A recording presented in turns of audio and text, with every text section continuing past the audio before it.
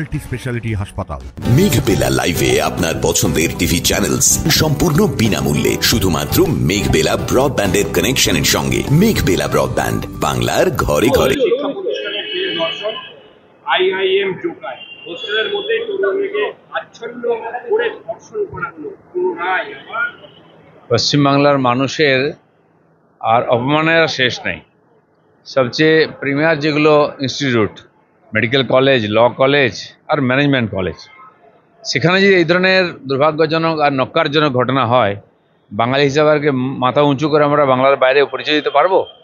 আজকে সেই সংকটের সময় এসে গেছে। সারা পশ্চিমবাংলার লোককে এটা ভাবতে হবে যে কারা সরকার চালাচ্ছে। মমতা ব্যানার্জির কোনো স্টেটমেন্ট আমরা দেখি না। তার মানে কি উনি এগুলো সমর্থন করছেন? তার অনুপ্রেরণায় এই সমস্ত ধর্ষণের ঘটনা হচ্ছে? এটা আমাদেরকে ভেবে নিতে হবে তাহলে এরপরে। সিদ্দিকী বলছে সংখ্যালঘুদের ব্যবহার করা হচ্ছে তেজপাতা, খাওয়ার মতো তেজপাতাটা স্বাদ বাড়ানোর জন্য। আবার ইব্রাহিম সিদ্দিকী বলছে চায়ের ভাড়ের মতো, মানে চাকে ভাড়। না, আমি বলছি এই যে নেতারা মুসলমানদের, যারা এতদিন মুসলমানদেরকে ঠিকা নিয়েছিলেন, মুসলমানদের ভোটের এরা হচ্ছেন এজেন্ট। টিএমসি, সিপিএম, কংগ্রেসকে বারবার জিতিয়ে নিয়ে এসছেন। আজ যদি ব্যবহার করা হয় মুসলমানদেরকে তেজপাতা হোক বা এঁঠো ভাঁড়, তার জন্য তোহা সিদ্দিকীও দায়ী আর বাকি নেতাও দায়ী। আজ মুসলমানদের প্রশ্ন করা উচিত, নিজেদেরকে তারা মুঘলদের পরম্পরার মনে করেন, উত্তরপুরুষ মনে করেন সেইভাবে, কিন্তু এত ক্রিমিনাল কেন মুসলমানরা? এত অশিক্ষিত কেন? কেন মুসলমানের ভ্যানওয়ালার ছেলেকে ভ্যানওয়ালা হতে হবে, ফলওয়ালার ছেলেকে ফলওয়ালা হতে হবে? কেন তার ডাক্তার, ইঞ্জিনিয়ার, প্রফেসর, লয়ার হবে না কেন? আজকে তোহা সিদ্দিকীকে প্রশ্ন করুন, কেন দিদির পায়ের তলায় বসে আপনি একজন পীরজাদা হয়ে তার চামচাগিরি করেন? কেন? আর আজকে কালকেও হয়েছে, আমি যেখানে থাকি ভাঙড়েতে বোমবাজি হচ্ছে, মরছে। কে বোম মারছে আর কে মরছে, কে জেলে যাচ্ছে? সব মুসলমান। তার জন্য বিজেপি দায়ী নেই কমপক্ষে।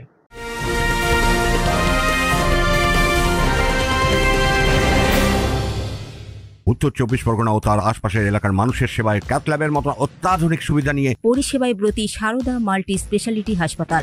একই ছাদের তলায় মানুষ সাধারণ চিকিৎসা থেকে শুরু করে 24 ঘন্টা cath lab, MRI, CT scan, এনআইসিইউর মতো সুবিধা এবার থেকে পেয়ে যাবেন সারদা মাল্টি স্পেশালিটি হাসপাতালে। প্রয়োজনে যোগাযোগ করুন 033-2592-0730, 2593-0730, 2593-3562 ও 9331275635 নম্বরে। আমাদের ঠিকানা Royal Park, Kalyani Expressway, Barrackpore, Kolkata 7,01,21। Sarada multi speciality হাসপাতাল, পরিষেবাই হোক আমাদের মূল লক্ষ্য।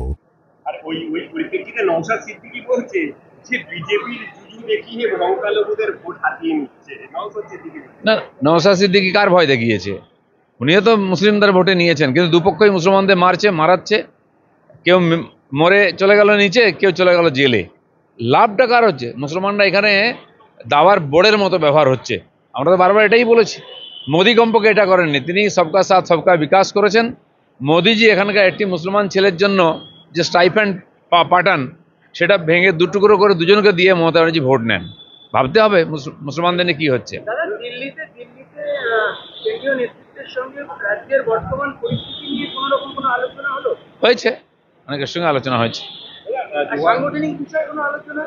না, সংগঠন আমি দেখি না। সংগঠনের ব্যাপারে ওনারা জিজ্ঞেস করেছেন, আমি জানিয়েছি।